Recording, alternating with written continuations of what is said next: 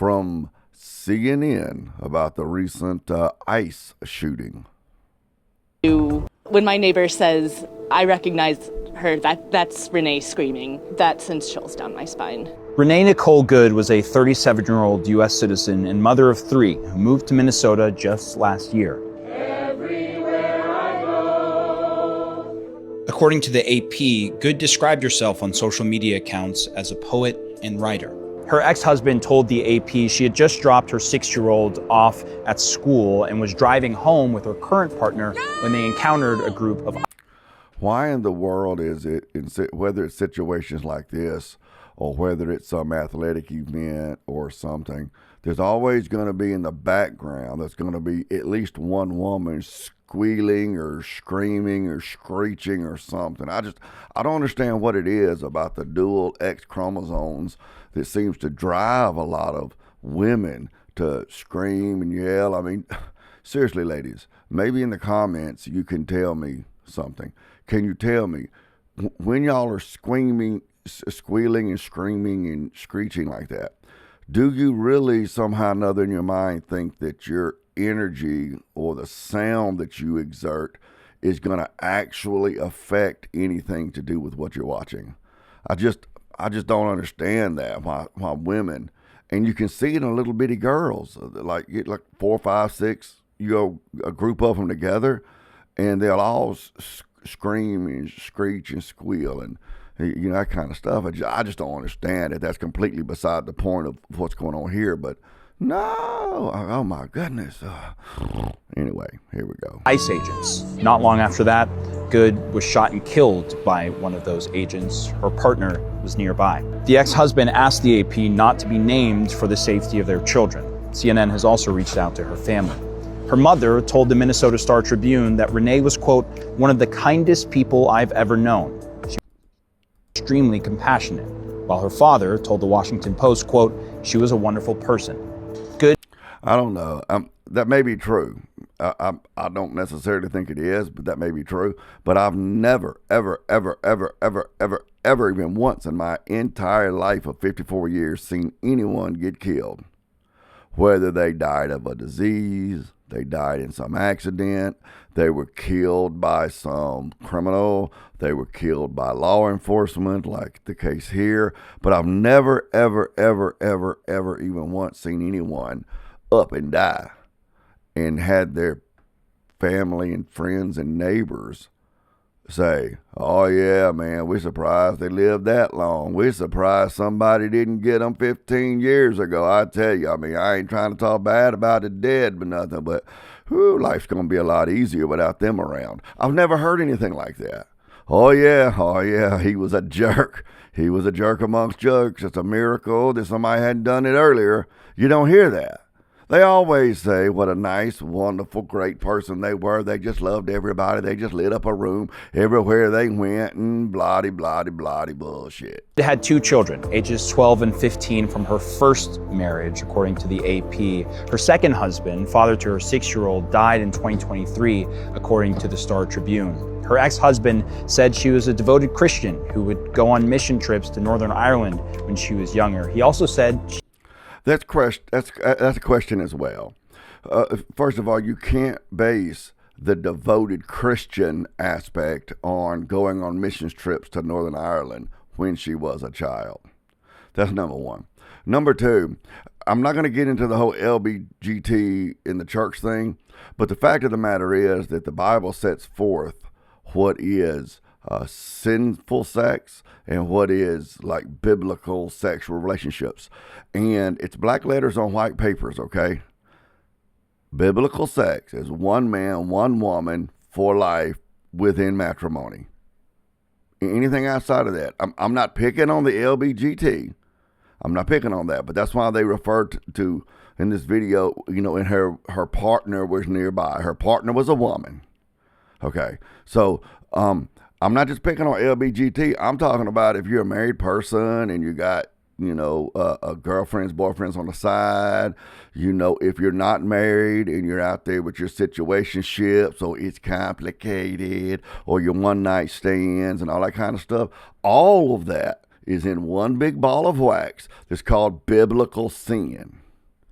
Okay, so what I'm trying to understand is how this woman, supposedly, all because her ex-husband said so, was a devoted Christian, but she was at the same time tolerating and justifying the sin that she lived in with her lesbian partner. And again, I'm not trying to beat up on lesbians. I'm not trying to beat up on homosexuals of any flavor, okay? I'm just telling you, black letters on white paper, that marriage, sexual relations are supposed to be one man, one woman for life. Anything outside of that, gay, straight, or otherwise, is sinful. I ain't say it. I just repeated it, so I guess I did say it, but I didn't come up with it. I didn't make the rules. I mean, good Lord. I mean, I am a red-blooded American man. I mean, I guess you could say it'd be great if that wasn't the way it was set up, but that is the way it's set up. And living within those bounds will bring you blessings. All things considered will bring you blessings. So when they come and they say, she was a devoted Christian, I don't know.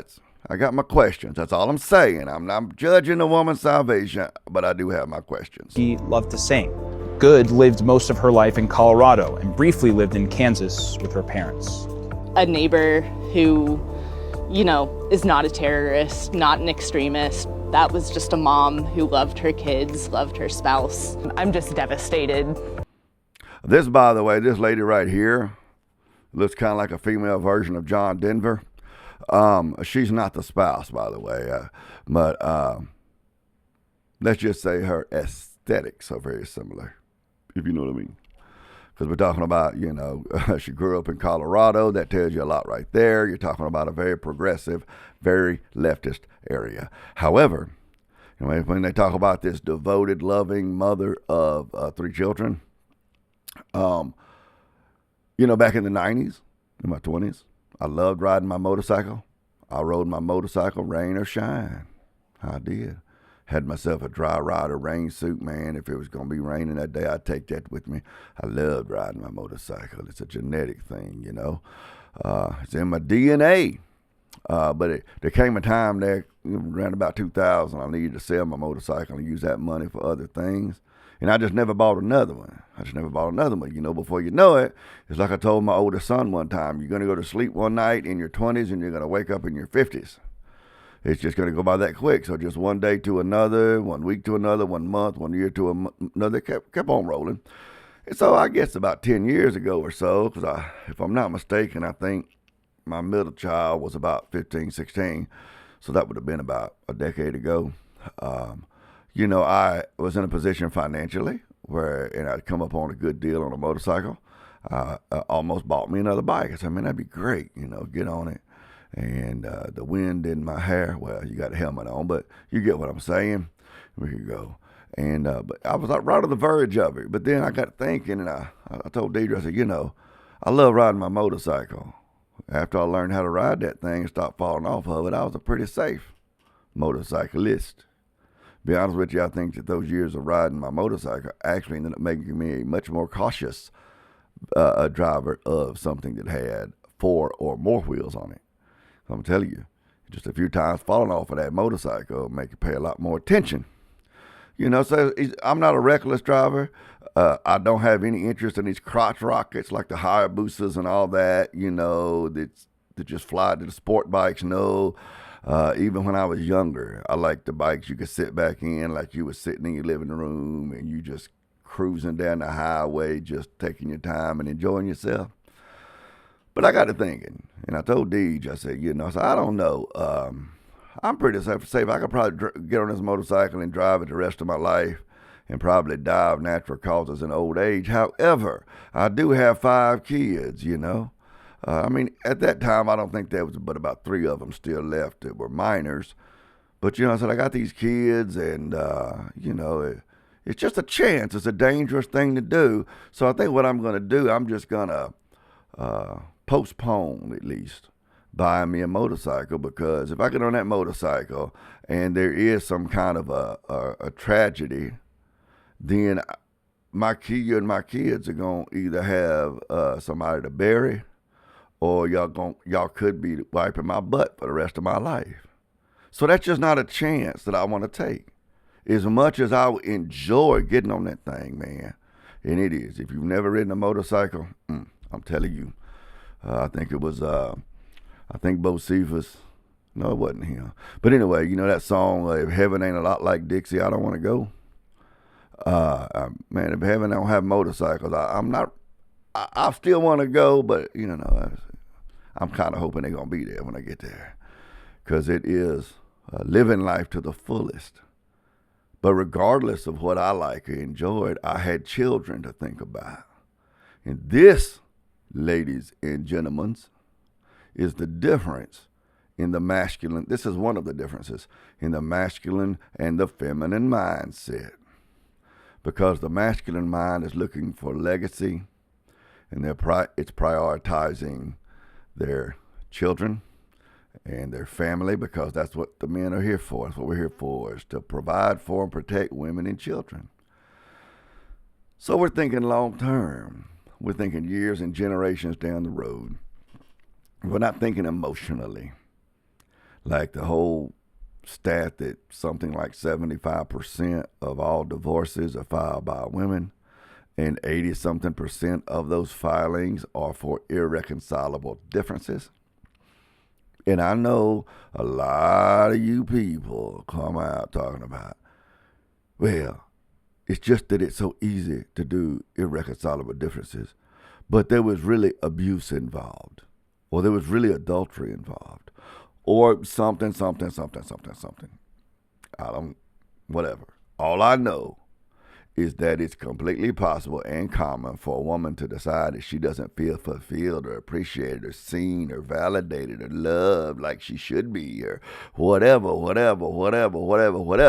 go to the lawyer, fill out some paperwork, and wreck her own home based on what? Her feelings. That's what the female mind, whether it lives in a male or a female body, that's what the female mind does. They make long-term decisions based on emotional feelings. The masculine mind, like me in the motorcycle, did not do that.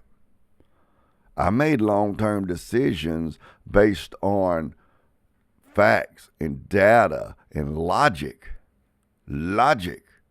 That yes, I could ride that motorcycle for the rest of my life and probably never get injured.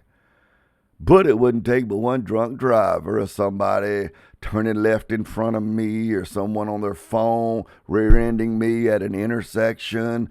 And how's that going to affect my family? In a nutshell, how are my decisions today going to affect my family? And I've been a daddy for 34 years. Good, bad, or in between daddy. I've been a daddy for 34 years. I didn't leave my kids.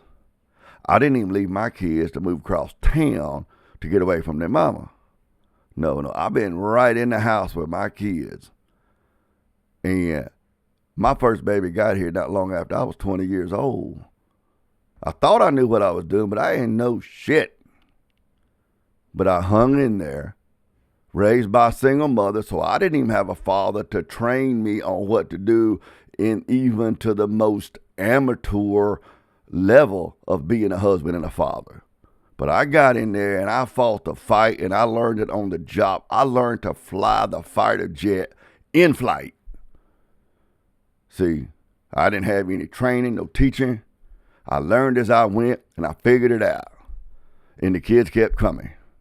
So good, bad, or in between, as far as any sort of critique or criticism of my fathering or my husbanding, it cannot be said that I was not in the trenches, in the fight, toting the load.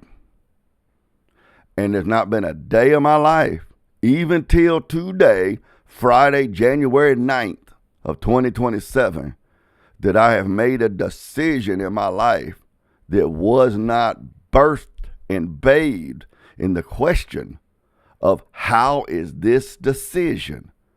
What direction should I go in this situation that decision hasn't been made governed by the question of how is this decision going to affect Deidre Snyder, Shannon, Kayla, Noah, Micah, and Jude Snyder.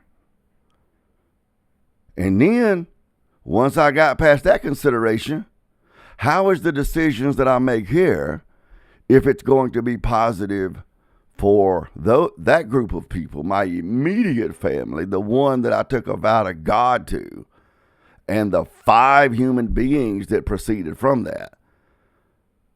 Now, beyond that, how's that going to affect my brother Justin, my sister-in-law Charlo, their 3 children? How is that decision going to affect my mother, my stepfather?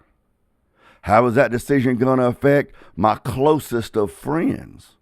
See, there's these concentric circles. How is that decision going to affect my church? How is it going to affect my neighborhood? How's it going to affect my community? All of those things. How are my decisions here going to affect the people closest to me and progressively outward in concentric circles? And I mean, eventually you get to a point to where it's, you say, well, I'm not living my life to please everyone, but I'm talking about how is this decision going to affect? What are the likely effects of this decision on the people closest to me, with my wife and children being of the most paramount importance? That's masculinity. That's how men learned how to take wild animals and domesticate them. And that's how men figured out how to plant farms and gardens and stuff so that they didn't have to keep hunting and gathering. And they didn't have to keep trying to knock something in the head out in the woods to feed their family.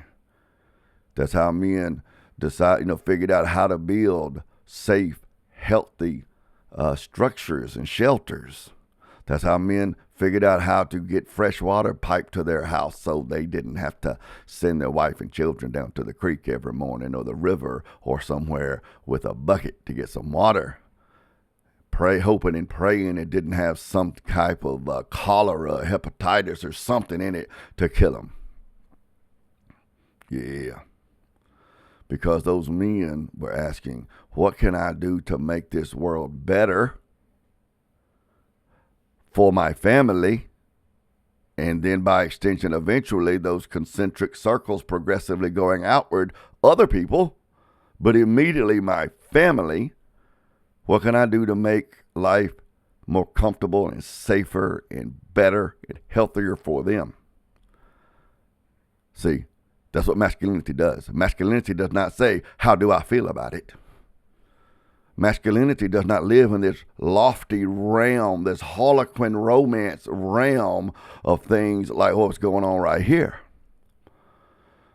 This feminine poetic idea of their journey, their work in progress, their, silence is violence.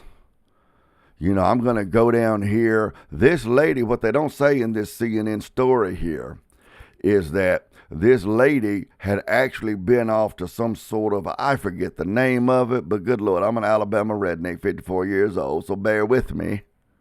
Okay, but she'd been off to some program with some progressive, political group where she had been trained to do this kind of protesting.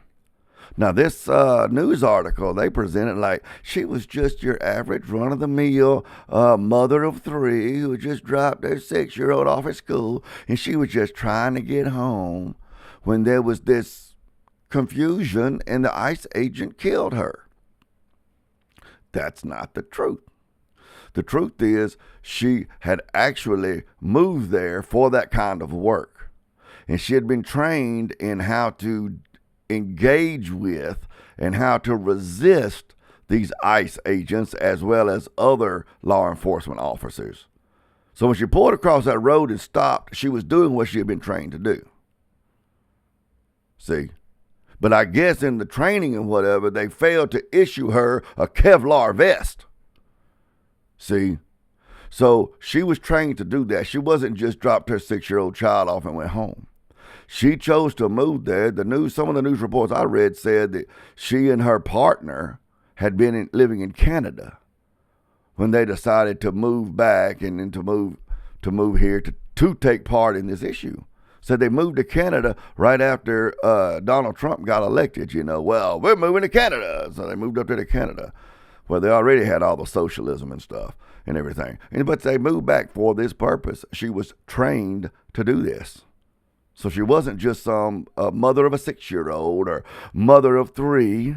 There was a devout Christian and just was the sweetest person in the world who was just trying to get home from dropping off her elementary school student. And we don't know what happened. She just got killed. That's just not what happened. So if you want to come at me and you want to say, well, dang, she was standing up for what she believes in. She was living out her truth. That's her lived experiences. She was her truth and that sort of stuff and whatever. She was doing what she believed was right. That may be the case, that she was doing what she believed was right. I have a lot of things in my head that I believe are right that need to be done. But they have a hierarchy to them. That's another part of masculinity. Is we operate in hierarchies. And all of those things in my mind that I believe are right and good and just and true and holy, they have a hierarchy. And you know what's at the top of my hierarchy? The things that I'm going to do 100% as much as I possibly can, that I believe are good and just and true and right and holy and beautiful and all of that. The ones that are at the very top of that hierarchy are going to be the ones that have my family as a priority and the highest priority, my wife and children. And the rest of those things come under that. So this mother of 3, just like back in, about 10 years or so ago, when I wanted to buy me a motorcycle, but as my mama would have said, I thought better of it in favor of my children. See, this lady, she was just so committed to the cause of defending the undocumented immigrants or illegal aliens, whatever the damn hell shit you want to call them. She was just so fired up and just so committed to defending them that she seems to have set aside the health, safety, and welfare of her own children. And she didn't have to do it. But now her 3 children are going to grow up without their mama. That 6-year-old child is probably going to barely have memories of its mama. And for what? Was she drafted? Like the men back in the 60s and very early 70s who were drafted and shipped off to Southeast Asia? Nope. Was she volunteering to go over to the Middle East, like back in the 90s and on forward, beginning with the first Persian Gulf War and then the Afghan invasion and the Iraqis and all that sort of stuff? So, something along that? Nope. Nope. None of that. She was just a progressive, leftist, I would wager feminist, lesbian, political activist, I suppose, who got all fired up because of social media and the news like CNN and MSNBC and all of those. And she was up there in the frozen north, and she just decided that her journey was going to take her down here and teach her how to be a thorn in the side of men with loaded weapons.